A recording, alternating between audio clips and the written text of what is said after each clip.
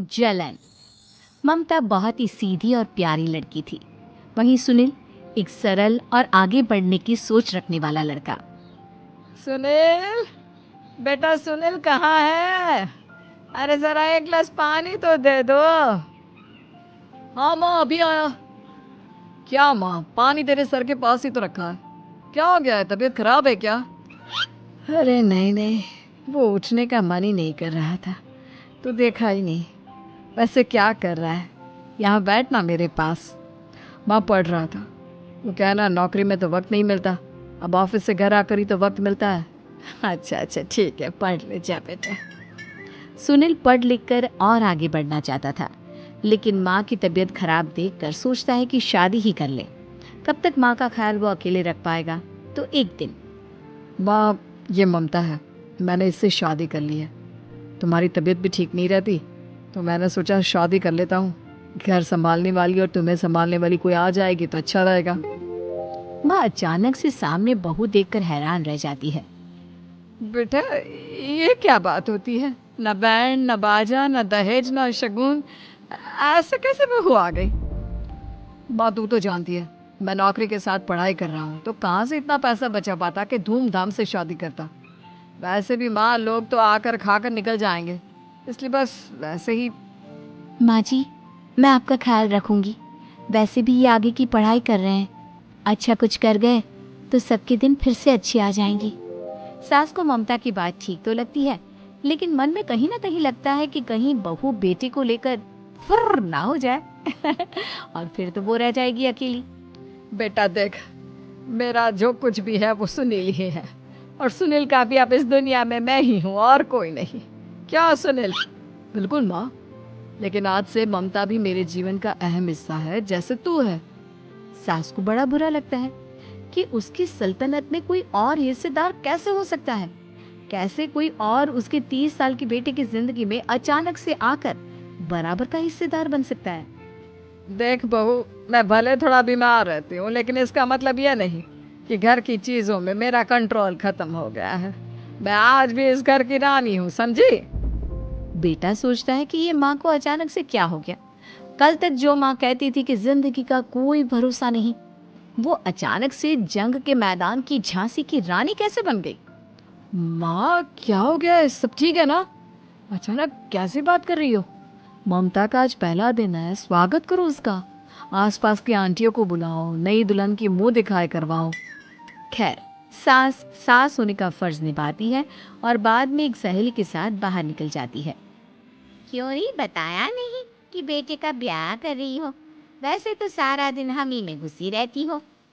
अरे मुझे भी तो अभी पता चला, वो अचानक सर पर लेकर आ गया। कहता है बहू है माँ तुम्हारी। अब इसको भी इतना ही मैं प्यार करता हूँ जितना तुझे करता हूँ। लो जी, ये क्या बात होगी? क्यों इतना प्यार करता है? अरे माँ का प्यार तो ज्यादा होता है। अब उसको तो कोई दूसरा पति मिल सकता है, लेकिन तुम ही बताओ, क्या माँ की ममता किसी और की हो सकती है? ना जी ना, बेटे को समझाओ ये बात। अरे क्या समझाऊं, मुझे तो खुद ही समझ में नहीं आ रहा कि क्या हो रहा है। जो बेटा कल तक माँ माँ करता था, अचानक से बीवी बीवी का राग आलाप रहा है। देखा, उसकी बीवी ना सुंदर और जवान है। सुंदरता के आगे तो एक से एक नहीं टिके। तो तेरा बेटा किस खेत की मूली है? सास को भी समझ में आ जाता है कि बहू की सुंदरता के आगे माँ का प्यार किसी काम का नहीं। उधर बीवी, ए जी, अम्मा जी सहेलियों को छोड़ने गई थी, अभी तक आई नहीं, हम देख आए क्या? अरे रहने दो ना, आ जाएंगी, कहाँ जाएंगी, उनकी आदत है। एक बार जाती है तो पूरी पंचायत खत्म करके ही आती है। अच्छा ही है, खाना वाना खा कर गई होगी। छोड़ो ना, घूमेगी तो खाना पचेगा नहीं तो ऐसे ही खाट पकड़ लेगी। बहू भी शांत हो जाती है। उधर सास सोचती है कि आज थोड़ा देर से ही घर जाती हूँ, जब बेटा परेशान होकर ढूंढेगा तब मजा आएगा। बीवी को खुद ही पता चल जाएगा कि माँ के आगे उसकी दाल नहीं गलेगी। लेकिन वहीं दूसरी ओर घर पर, ए जी, माँ जी अभी भी नहीं आई। हमको तो घबराहट हो रही है कि क्या करें, जाकर पता करें किसी के घर। अच्छा, कहाँ जाओगी ये भी बता दो। पहला दिन है तुम्हारा इस घर में और एक ही दिन में मोहल्ला छानोगी क्या? हाँ, तो आप भी तो नहीं जा रहे हैं ना, हमको फिक्र हो रही है। अरे यार, ये रोज का है अम्मा का, खाओ और सो जाओ। बस फिर क्या था, बेटा बहू खाना खाते हैं और कमरे में सोने चले जाते हैं। उधर जब सास को कोई देखने नहीं आता तो वो हार कर घर आ जाती है, जहाँ वो देखती है कि सारे घर की लाइट्स बंद है। सास को गुस्सा आता है।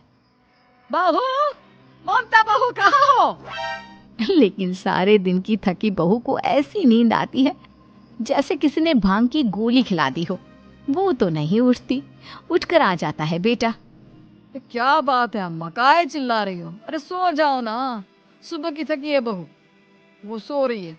जोर से बोलोगी तो नींद खुल जाएगी उसकी। माँ को गुस्सा आ जाता है। फिलहाल तो सो जाती है, लेकिन मन ही मन ढेर सारा जहर बहू के लिए भरा होता है। सुबह बहू चाय बना रही होती है कि सास धीरे से गैस तेज कर देती है, जिससे चाय का बर्तन जल जाता है। और जैसे ही बहू चाय का बर्तन उठाती है उसका हाथ जल जाता है। मेरा हाथ जल गया। वो जोर जोर से चिल्लाकर इधर उधर भागती है कि सास थोड़ी देर में उसके हाथ में पानी डाल देती है। हाय रे बहू, क्या कर रही हो? पहली बार रसोई छुई हो क्या? सासू माँ गलती से गैस तेज रह गई थी और बर्तन जल गया, जिससे मेरा हाथ जल गया। हाय रे, कितना गंदा दाग, छी छी छी छी, मुझे तो उल्टी आ रही है तेरा गला हुआ मांस देखकर। तू ना मुझे अभी साथ से खाना मत लगाना। बहू भी खुद का हाथ देखती है तो उसे भी रोना आ जाता है। कुछ दिनों के बाद सास की सहेली आती है, बहू चाय बनाकर लाती है। उसके जाने के बाद सहेली कहती है, बहू की सुंदरता ऐसी है कि कोई भी दीवाना हो जाए।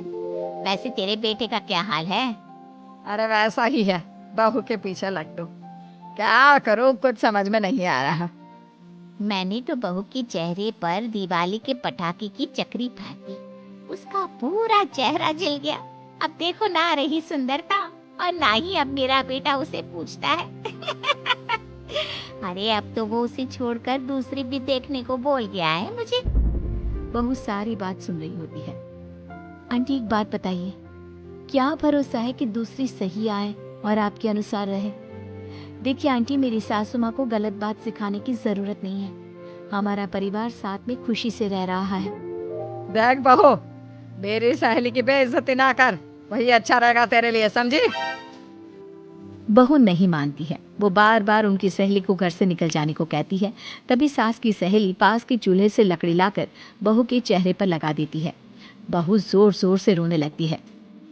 अरे ये क्या कर दिया? मैंने कहा किया, ये तो तूने किया। तू ही नहीं चाहती थी कि बहू बेटी के साथ रहे, भला मैं क्यों करूंगी? मैं तो चली, निपटो। बहू रो रही होती है, दर्द से चिल्ला रही होती है, लेकिन सास उसे डॉक्टर के पास नहीं ले जाती। तभी पति आता है।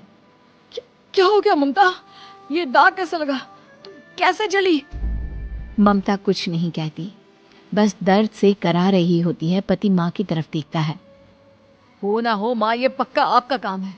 आप ही ममता से जला करती थी ना। देखना माँ, अब पुलिस आएगी, केस बनेगा, लेकिन पहले मैं ममता को अस्पताल लेकर जा रहा हूँ। सभी अस्पताल जाते हैं, जहाँ डॉक्टर ममता की सास से कहते हैं, आपने तो नहीं जलाया ना बहू को? अब ममता की सास के तो पसीने छूट रहे होते हैं। वो घबरा कर कहती है, ना ना डॉक्टर साहब, कैसी बात करते हैं? हम क्यों जलाएंगे अपनी बहू को? डॉक्टर ममता के पति से पूछते हैं। देखिए, क्योंकि ये ससुराल में जली है तो मामला पुलिस का बनता है, तो आप पहले पुलिस को बुलाइए, तभी इलाज पूरा होगा। सास डर जाती है कि अब तो बच्ची जिंदगी जेल में ही रहना होगा। रहने दीजिए ना, पुलिस को क्यों बुलाना?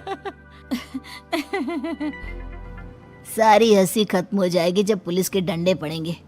बहू को जलाना भले ही बहुत आसान हो, लेकिन उसके बाद सारी जिंदगी जेल की हवा खाना। सास डर जाती है। पुलिस आती है। पास लेटी दर्द से करा रही ममता स्टेटमेंट देती है।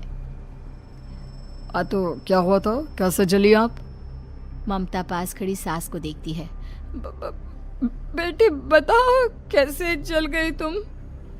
ओए, काका का किरण वाली शाहरुख, चुप, बिल्कुल चुप।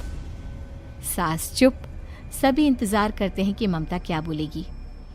जी मैं खाना बना रही थी, लकड़ी उड़कर मेरे ऊपर गिर गई और मैं जल गई। सास बहू की बात सुनकर रोने लगती है। देखा माँ, कितनी समझदार है ममता। ये चाहती तो, हाँ बेटा, ये चाहती तो मैं आज जेल में होती। मुझे माफ कर दे, मैं आगे से अभी कभी ऐसा नहीं करूंगी। बहू के साथ मिलकर रहूंगी, मुझे माफ कर दे।